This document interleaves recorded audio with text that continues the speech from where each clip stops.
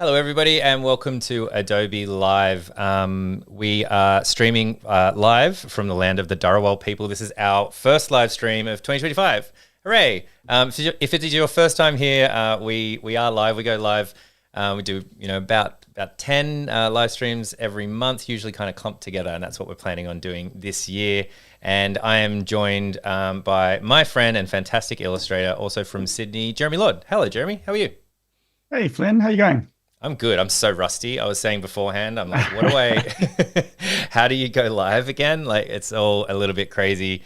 I took a bit of a break here in Australia. We usually all take like quite a big chunk of time off, don't we? Between kind of a week before Christmas until about now. It's out of office for everybody. Like, there's no contact. And so I think this week a lot of people are back. And yeah, I'm feeling a bit rusty. But what about you? Did you take a bit of a break? I took a bit of a break, yeah, and so I'm feeling a bit rusty, as is all my gear. Like I turned on all my cameras and things this morning to test them out, and my camera was upside down for some reason. Like the screen is, it's like all this stuff that's just like, yeah, like just went into holiday mode and now coming back out of hibernation. So yeah, I'm ready to be firing though. It's good to be back. Thanks It is good. me. It is good to be back, and Johanna as well is in chat looking after us and back. So we're back in full swing, which is great. If it's your first time here, kind of at Adobe Live or seeing Asia Pacific, hearing our Australian accent, yeah, we're from Asia Pacific, so we're actually all from Sydney here, but we bring in guests from around Australia, but also New Zealand, Singapore, all over the place, Southeast Asia, India, Malaysia, that kind of thing as well. So if it's your first time here, welcome, and if you're returning, hello, welcome back. We've been doing this for about 5 years, Jeremy, if you can believe it. So it's so yeah, been a while. But yeah, so it's great to be back. But look, we're going to be here for about 45 minutes with Jeremy Lord. We're kicking off a brand new brief, brand new year, brand new brief. It's all new. And then we've got James Barnard joining us, who is tackling the same kind of brief. But before we do that, Jeremy, just in case people are not familiar with your work, do you want to show your chops? We'll share your screen. And maybe we'll show just a little bit of your work before we kind of jump into the brief today. And then we'll jump into it as quickly as we can. Yeah, so look, as you mentioned, I am an illustrator, a freelance illustrator. Work with different kind of brands. My kind of style, I guess, it's kind of always hard to put in words. It's always like, hey, write a bio about yourself. Like, oh, do I have to? So basically, like, this is my style, right? It's just like quite neon, very anime inspired, a little bit cyberpunk, a little bit of kind of like different flavors kind of sprinkled throughout. So this is kind of the bulk of the work that I do. And kind of also I like the little kind of like 80s retro style. And so I do a fair bit of pixel art, which not a lot of it is on my website. But that is what we're going to be doing today. We're going to be taking a look at a little bit of kind of isometric pixel art for this brief. Cool. That's awesome. All right. So that's a good elevator pitch. That's really good. I like it. I'm just going to bring something over your screen. Jeremy, you can't see this, but there is a brief. I'm not going to read the whole thing, but this is sort of just a bit of an idea. We thought we would kick off the year by sort of having thematic streams, but asking a bunch of different creators to come on and interpret the project how they like. Basically for the first few months of 2025, we're asking guests to jump in on a theme. And I believe it was Johanna in our little workshop last year who came up with the idea of home. Says a little picture of a house up there, which I thought was very cute. And yeah, the idea of home, like, what does home mean to you? And I thought that was really great. Like, it really resonated with me, just because we do have people. We're in Asia Pacific, which is quite different to the Adobe Live team in the US. Like, we're other side of the world, and we have lots of people from all around. And we thought that would be really cool from a cultural perspective. And isn't it great that we have Jeremy Lord here, who was not born in Australia? And what is the meaning of home? Is home here? Is it relationships? Is it where you're from? Obviously, it's all of those things. But it's a kind of a pretty wide brief when you start to think about it. So. That's what we've given to everyone. We'll bring that up every now and then over the next couple of kind of weeks and months. But Jeremy, we hit you with that, and now it's over to you. What are you going to come back with? Always these kind of briefs are super interesting, right? Because like a very broad kind of open brief. Yeah. And I get this with my students a lot as well. I teach when I'm not kind of freelancing. I teach on the side of Billy Blue here in Sydney. But there's kind of like this idea of like, oh, open brief, yeah, we can do whatever we want. But Yeah. then you sit down and you're like, oh, what, where do I begin? Like I could do anything. What do I want? So it can be actually quite daunting as opposed to the very like restrictive, narrow brief of like you're doing this and only this. So with this idea of home, I guess for me, I think I started kind of interpreting this quite literally. And home for me, as you said, like I spent the sort of the formative years of my life were spent in Paris because I'm half French, and so that is like I've now been living in Sydney for like over 20 years, and so really this is my home. But I feel like home is more than just where you live, really. Totally. Like you live in a house, but it's the people, the memories, the things that make it a home, if that's not too kind of corny to kick off our stream. I like it. So I thought I would do a kind of like a little scene of like Paris, of like what is Paris to me and what it means, and like this is where I grew up, and what are the things that like, you know, like if I walk into a nice bakery and I have a nice croissant, it makes me feel like I'm home kind of thing, Right. even though I'm not actually like physically home. So that's what I would kind of wanted to get into, and I wanted to kick this off with pixel art as well, and isometric pixel art, because it really allows you to build a kind of like a world that kind of tells a story, which is a really good way of doing that. So it's not just like, here's a picture of the Eiffel Tower. It's like, what does this mean to you? What's the story behind it? Why is that in there?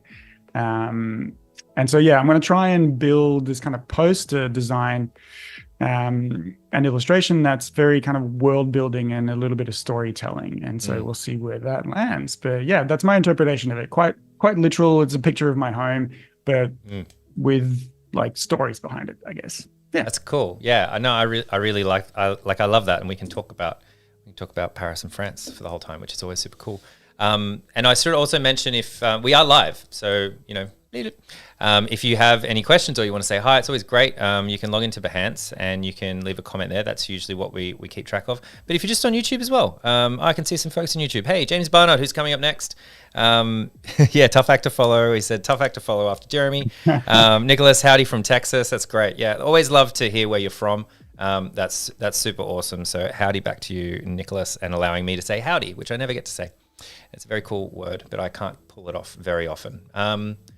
So cool. Where are we going to share your screen? We're back to your screen, Jeremy. You're in Photoshop. I am in Photoshop, as I was going to say, always. I'm trying to diversify. New year, new me, new skills. Trying to like learn a few new things. So I'll definitely be watching James's stream after this, because I believe he's going to be doing it in Illustrator. But yeah, I hope so. I put, yeah, me too. I didn't actually ask him. James, hopefully you're doing it in Illustrator. That's what all the branding is for. But yeah. You're right. Yeah, 90% of my time of my workflow is in Photoshop. It's just, yeah, like it's my home. It's my home program. It's where I feel comfortable. Safe. So yeah. So look, all right. So client's just given me a brief, opening up a new canvas in Photoshop. We got an A3 image in here, working to that size. Doesn't really matter for pixel art. We can talk about that much further down the track. It's one of the cool little things about pixel art is it kind of doesn't matter what resolution you're working at, even though you're working in pixels, not vectors. But yeah, so I've got an idea of where I'm kind of going to go. Now, at this point, there's going to be either one of two things that's going to happen for me. If I'm kind of stuck, I'll start looking at reference, right? So I'll start looking at like what's out there, give me some ideas, blah, blah, blah, all this kind of stuff. Potentially looking at like obviously reference image, and then like this would be used as reference because it's like a quite literal photo of Paris. And then you can have inspirational images that is like, this is a cool style, maybe something like this, maybe something like this, or like what can I do here that's gonna kind of help me along. So on one hand, I could start with some research and kind of looking into gathering images. On the other hand, that's going to be kind of helpful, but it could also be something where you stumble upon something that's just so good and so exactly what you wanted to do that you just can't steer yourself away from that. Yeah, totally. And so there is a double-edged sword to just going straight into Google and just like typing or Pinterest or whatever and just looking for stuff. So with something like this, it really kind of depends which one I'll do first. If I'm feeling stuck, I might do some research. If I've got a little bit of an idea of where I'm going to go, I'll start doing some sketches first and then go to some reference images to like get stuff more right. So we can talk about that a little bit later on. But effectively, what I'm going to do is I'm just going to start sketching in my A3 canvas here. Making sure we're kind of at a right size. And so I'm going to be doing isometric, but I'm not going to worry too much about that at this stage with a grid. I'm just going to start with a basic kind of like platform. All right, this is your basic isometric platform. It's probably not the right angles and everything, but again, this is just a sketch. So I'm looking to do this kind of like a 3D cross section of Paris with like a bunch of stuff going on. And we can think about like where, maybe there's going to be like some buildings going into here.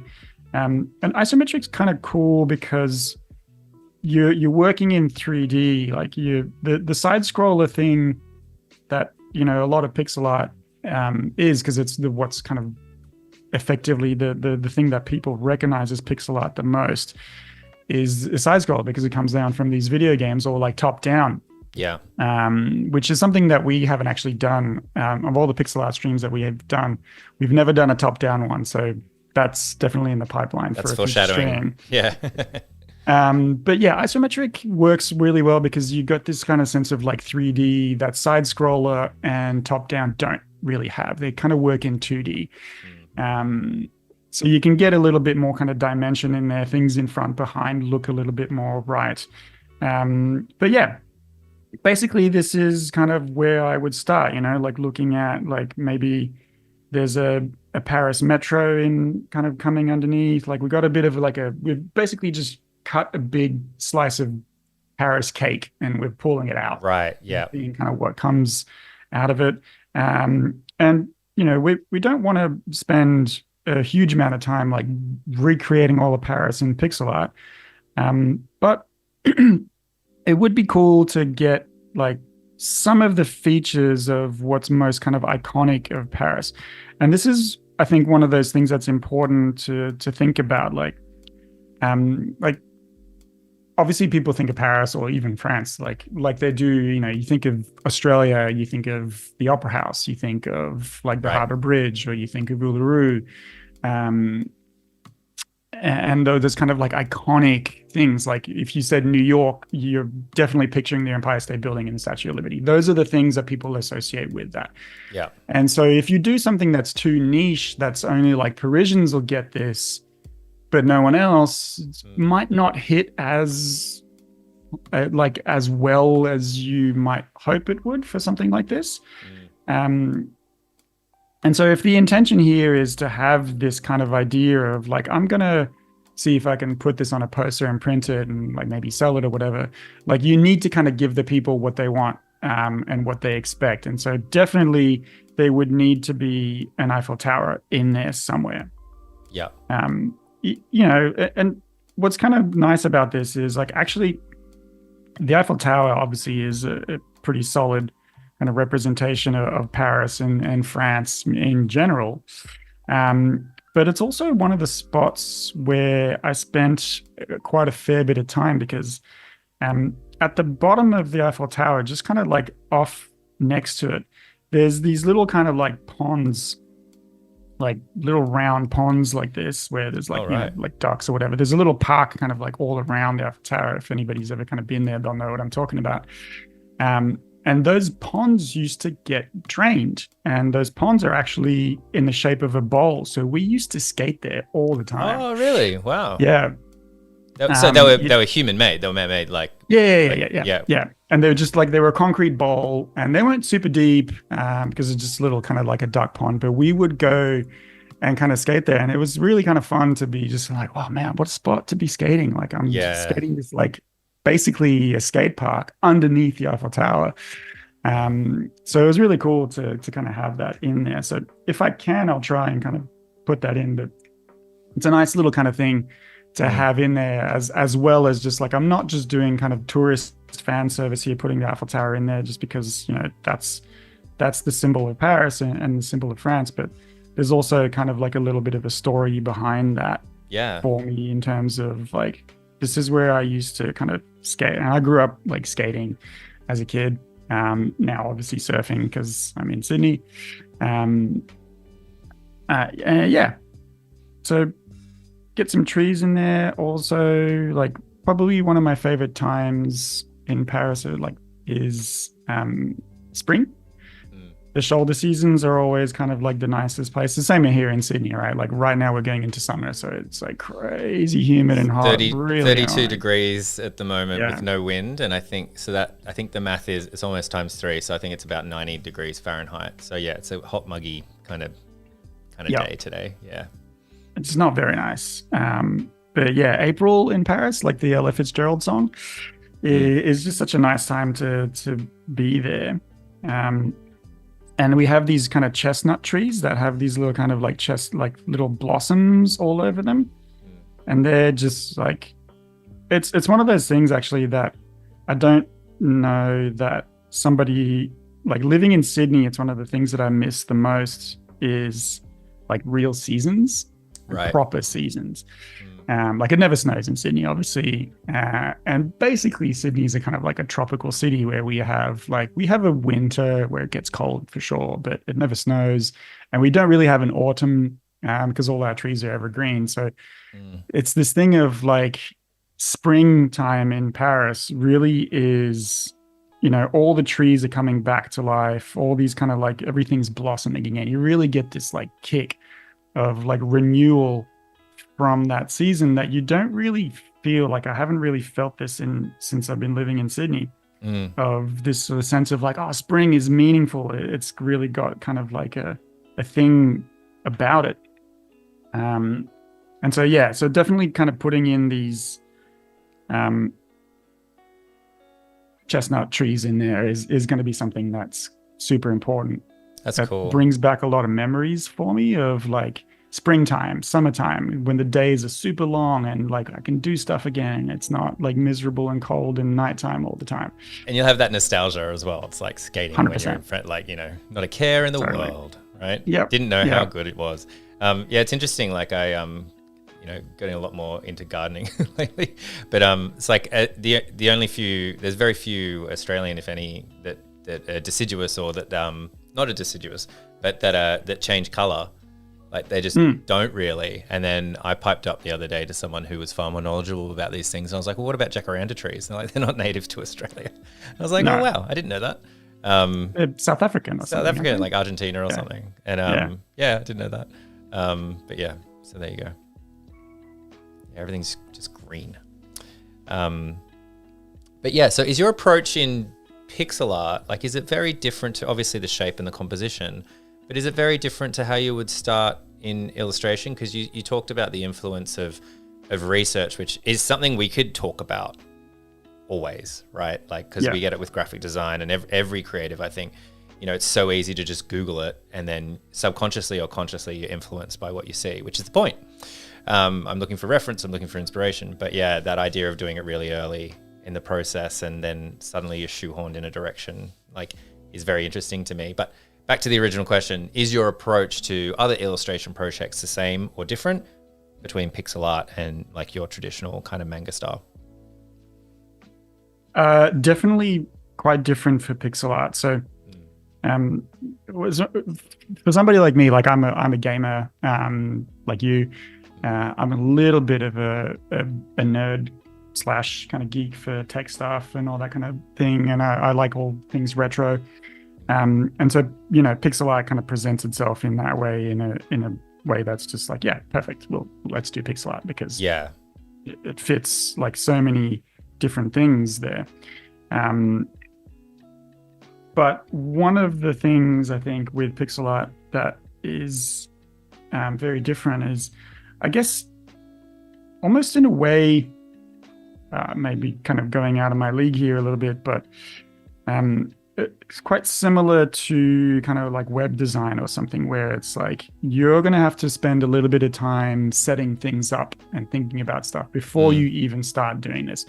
And so things like your pixel logic or your pixel density, right? Like, what's the style that I want? Do I want an outline all around this? Do I want something that's going to be a little bit more kind of relevant through different things? So like, if I can bring this up, for instance, if we go into all of this. Sorry, computers are lagging a little bit. So we talked about this on one of the streams previously where I did pixel art, and this idea of like pixel logic. And what that means is like, if you look at these things, right? So here we've got like no colors, just a little bit of kind of outlines. Here we've got some of the like the blacks and the shading is kind of put in. Here we've got a kind of like a solid black outline around it. Here we're using kind of a colored outline, and here we're using no outline with just kind of like more painterly style. So what's your logic behind what you're going to be doing? That needs to be decided beforehand. Things like your pixel density as well, right? So stuff like this that we've kind of spoken about before as well, where there's like different levels of pixel density of like how much detail you're going to put in. So definitely these things need to be kind of decided before you start putting kind of, I guess, pencil to paper, for lack of a better word. So that would be the main kind of difference there. But insofar as I'm kind of starting with a sketch at this stage, there's not really any difference yet. Right.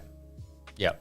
No, it's cool. And I appreciate the liking it to web design myself too. I've designed some websites, but not coding and stuff. But yeah, it's a different approach. It's like streaming reminds me quite a lot about that, because I have to sort of think, cool, what's the end goal?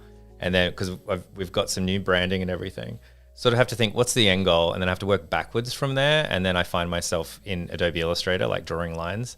And it's like, I couldn't have started there and then tried to apply everything later on. I really had to kind of understand what assets do we need, what format do they need to be in, like to actually realistically be able to do something with a bit of a structure. Yeah, like some thought is required before going into it. And like, you know, I mean, obviously the same thing you could say about any kind of illustration project or any graphic design project or any creative project for that matter, whether it's like writing a song or anything else. But you're going to have some thought about what you're doing. You can't just kind of race in blind. But I think with pixel art, there's this sense of like, what's your system? What are you doing? How's this going to work? What's your intention? What do you want the final work to look like? Because you can't really make those changes on the fly, or you can, but they're potentially going to be very like time consuming if you decide like, you know, 90% of the way through your piece, that's like, oh, actually, I think I want to change the outlines to be more painterly. It's like, oh, man, there's going to be a lot of work involved in that. Yeah. And in some instances, there's probably also going to be a fair bit of like, I always call it like heavy surgery, like where you're not just kind of making little tweaks and add-ons here and there. You're actually going in and doing some pretty solid remodeling of the actual like pixel art. And that's probably going to be the case if you decide, you know, later on down the track, just like, with web design or anything else, where it's like, you know, you're 20, 25 pages into your sitemap and you decide you want to change a font or something, like those kinds of things. We don't have the same kind of systems with illustration where you can't just change the you know, the CSS or whatever, or the kind of that workflow. Yeah. And so you just kind of have to do it all manually. And that's a little bit of a pain in the butt. So that would be kind of like the main difference, but you're probably not going to see me kind of having to think about this at this stage just yet. Because we're not there yet.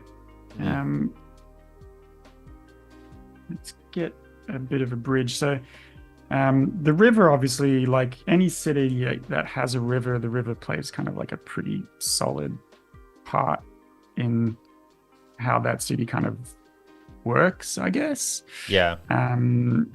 But this bridge, which is not the bridge that I'm drawing, but it's more like the bridge that I'm drawing is more like a standard kind of like Paris bridge, with these kind of lights on either side. Just because, again, like a little bit of kind of like Paris fan service, got to do that kind of thing, and then kind of put the river underneath that. And so I'm just kind of adding all this stuff as I go here. But the on one of the days that we were kind of skating underneath the Eiffel Tower is really hot. Um, and there's no beaches in Paris, which is one of the reasons I've moved to Sydney. Yeah. There's nowhere to swim. So I actually jumped off of this bridge and into the Seine, which is probably not a very sanitary thing to do. It was a different bridge to the one I'm drawing now, but yeah, that happened. So you're a bit of a menace running around Paris then, skateboarding in the, under the Eiffel Tower and jumping off buildings. What else did you get up to? Probably a little bit of that, yeah.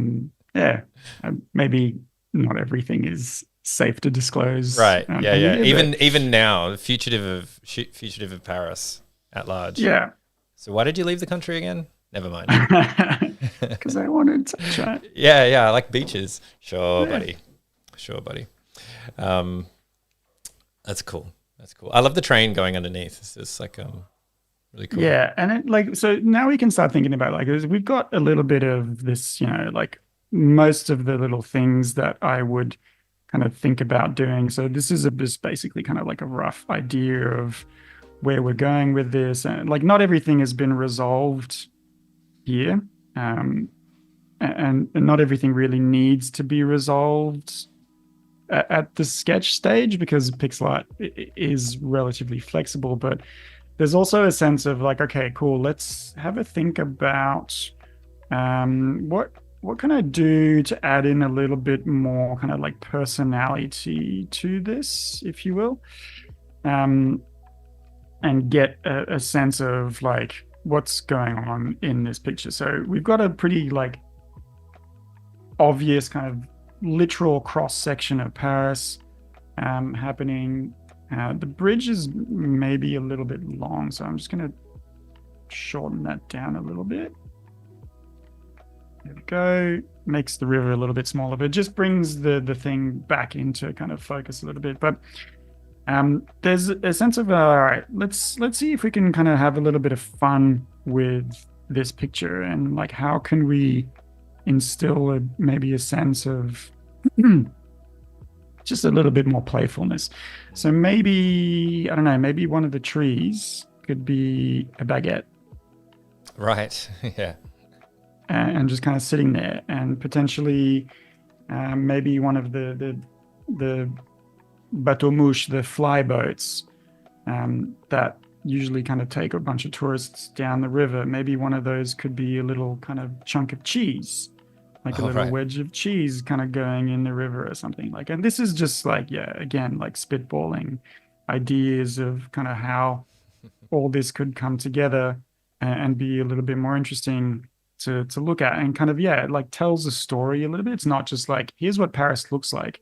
Yeah. We have like catacombs and sewers that you can visit in Paris. So like maybe, when I do this cross section, I'll put a bunch of little skulls or whatever kind of underneath here. Yeah. Put some sewers with like, I don't know, maybe the sewage is like coming down and it's creating like a little bit of a waterfall. That's probably not the place to put it because it's interfering with the metro there. But if I move... That's something we do in Sydney, put a sewage system right next to a metro. Yeah, 100%. Maybe that sewage system can be there. We can kind of show it off a little bit more. Nice. And then that can just be kind of like a little bit of a waterfall, like the sewage is just kind of falling off of that. Gives it a little bit kind of more this like 3D approach. Yeah. And maybe we get some clouds, and like, the clouds, maybe the cloud is a croissant. Nothing like... This is one of those things, I think, like instantly when you sent this brief through, I was like, oh man, a good like butter croissant in the morning, like first thing, it's still hot, Yeah. it's fresh out of the thing. It's like, man, it's too humid in Sydney. Right. And there's good croissants definitely in Australia. Absolutely, some definitely Mm. good croissants. But I just think, yeah, like it's such a finicky thing, like all pastry is, and it's just too humid here. Yeah. Right. And so like by the time you take the croissant home, unless you eat it like fresh off the thing, it's just been made and it's in your mouth. Like give it 10 minutes and it'll take a hit from It's the just no humidity. good. Yeah. 100%. Yeah. Yeah. Yeah. Yeah. There was a nice French patisserie around the corner, like across the street, basically, from my apartment when I was living closer to the city. And they were so French that they barely spoke English. So I feel like it was pretty legit, unless they were really clever marketers.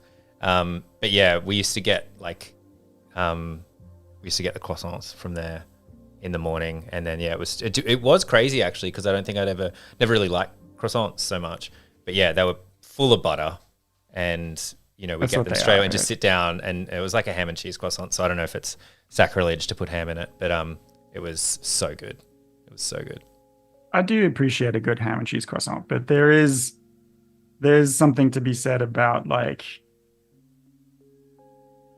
if you can get the like the plain one right or the butter one right, you'll be able, like everyone else is fine. So the ham and cheese croissant you will find in a bakery. That's not too like sacrilege, but there's definitely some things that I see here and I'm just like, non, c'est pas bien ça, ça va pas du tout. No, no, no, no, no. What's the worst offense? Oh man. Anything specific? Hard to think of specific. Well, yeah, I don't know. I've seen. I'm trying to think of what the worst one is that I've seen. Actually, I just saw this on Instagram the other day, and like I'm on the fence about it. And actually, this is a bakery in France doing this, so it's like, okay, well, I have to see. But they're doing a smash croissant, which is basically just a hamburger, smash hamburger where the bun's a croissant. Right. And it's just got all the things like tomato. It's just like, I don't know. On one hand, I feel like it's probably absolutely delicious and I would demolish it. On the other, there's a part of me that's just like, no. No, none. Actually, the thing that probably gets me the most with this kind of topic of croissants, and I promise I'll say no more after this. Make me hungry. That's the only problem. Is the fact that, like, yeah, man, like a good croissant here, like, first of all, probably usually doesn't have enough butter in it, just because everybody here is concerned about health more than in France, which is like, well, then don't eat a croissant.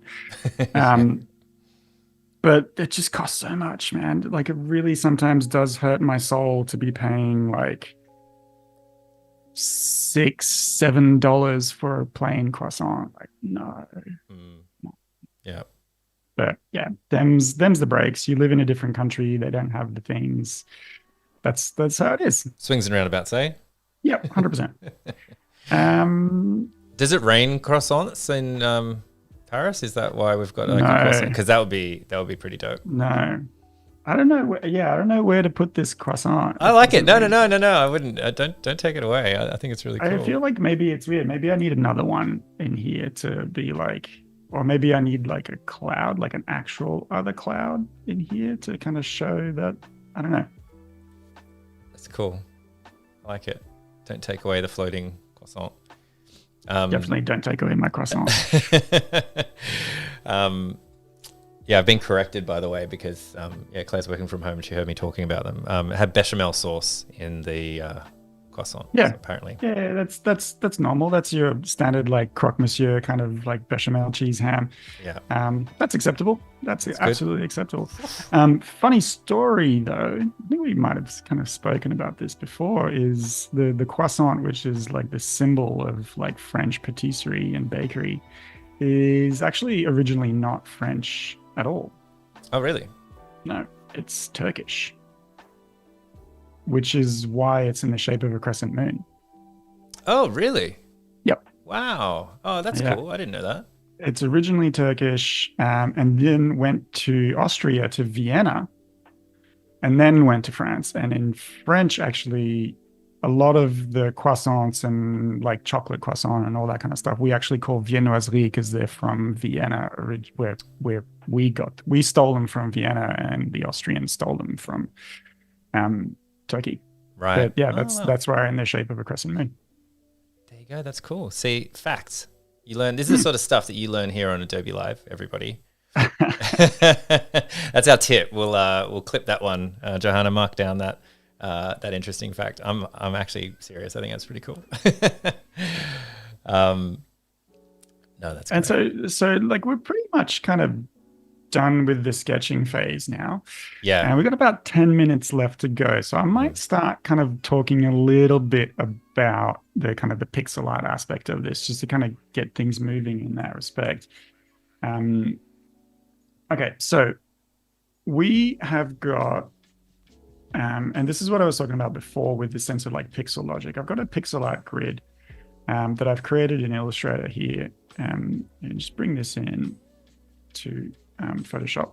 I'm going to show you guys how this works, basically, right? So if I just scale this up, what we've got is these kind of like 60-degree triangles that I've kind of used as a isometric grid. And what's nice about this is that this basically, like if I come in and like highlight one of these guys, what you will see happen is a kind of like a perfect 3D cube comes out of it, and everything kind of lines up nicely. So this is a really good kind of building block for things to work with in pixel art, right? So if I take this and like move that down, I can start like effectively building, and it's a little bit, potentially a little bit hard to see what I'm doing because I should, let me just do this real quick. I'm going to fill this in, and we'll do this again next time when we're kind of talking a little bit more about like the different aspects of pixel art and how it all works.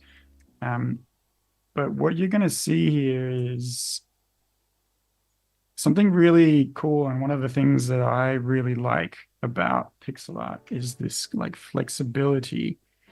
And so adding a little bit of tone there, just so we can kind of see what we're doing a little bit more. And now I can start to kind of show you guys, like, this is basically like I'm kind of playing Lego here, right? Yeah. Where I can start making these shapes that will kind of line up to everything. As long as I'm, you know, working from back to front, I'll stay true to this kind of block that I've created. Now, I'm not lining these up, as you can see, but effectively I can start to think about, you know, how this gets built up and how I can make buildings and things from this in this kind of isometric thing. And it always works like super, super well to do this. So that's what I will be doing with this grid, using isometric grid. And it's one of the reasons why it works so well for pixel art is kind of like, it's your Sim City game, right? Where there's no perspective on it. Yeah. There's no vanishing points. Yeah. And so you can scroll sideways infinitely through this and everything will be the same size, which is the whole point of isometric perspective, which is why those games are built that way, is you can just kind of keep scrolling sideways through this and the buildings don't get smaller because there's no perspective. So it's just, you're always looking at the same thing, but because you're only seeing a smallish portion of it, you don't really miss the perspective as much. Yeah. And so what you would normally do on something like this, if I'm just going to swap this, I haven't set up my file for pixel art yet, just because again, this kind of takes a little bit of time to do. But what I'm going to start with, generally speaking, is this kind of like a 3D cross section. If I can line that up nicely, here we go. And then I would fill that in. There we go. Fill that in. And that would be my base on which to build the rest of the pixel art that I will then create. Yeah, cool. So you can see this kind of like 3D platform now takes shape. And because everything is at the same angle, it really is, oops, super easy to work with. Yeah. There we go. So that would be the kind of the base of my work. And let me just start very quickly in a pixel art grid. And we'll do this. We've got about 4 minutes left, and I'll just kind of showcase how this is going to work and what I'm going to be doing. Is I'm going to start by changing this to pixels. And we're not going to worry about this, the size of this being an A3. We're going to start with, let's go with a 512 by 512. And that's not random. 512 is your, 246, 248, 16, 32, 128, blah, blah, blah, to 512 and so on. So I'm going to start with that. And this pixel grid, and I'm going to I'm going to show my pixel grid, and I'll change my brush to the pencil, and I'm going to zoom right into this, and my pixel brush is 1 pixel wide, and now you'll see basically this is what I'm going to be drawing with. The whole thing will be done with this little kind of pencil brush, whereby I can then start to get these kind of single pixels or double pixels to create my artwork and start getting kind of detail into this as we go. And like windows will look like this. I'll start doing this like super, super roughly, and you'll kind of get the gist of what I'm talking about. But yeah, that'll be where we're going with this. And the end result, hopefully, will be an advanced version of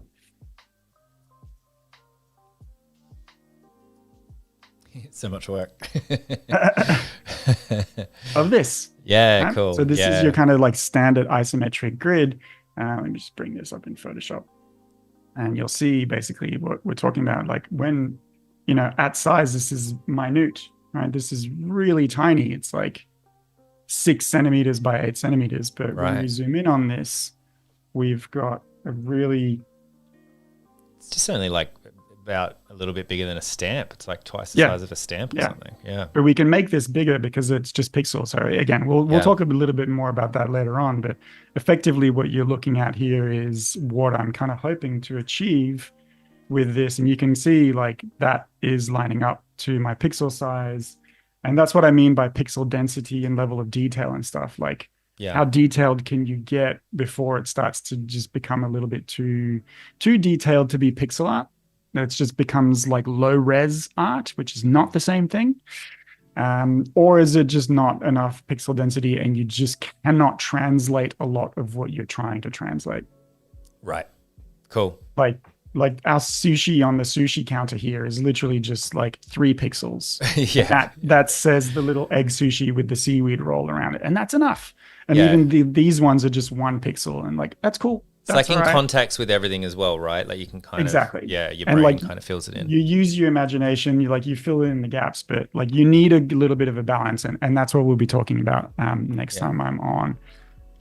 But yeah, hopefully I will turn this sketch that we have into something that's going to be coherent and kind of interesting as opposed to in pixel art. That's awesome. Well, thank you, Jeremy. Thank you so much. And a reminder to everyone that we'll be back with James Barnard. We'll be back. It takes about 15 minutes. We'll be back in about 15. So if you want to take a break and then come back, but we'll be back with James Barnard, who has the same thematic brief, right? Very different approach, very different background. So let's find out what he does very soon later today. And Jeremy will be back with the part 2 shortly.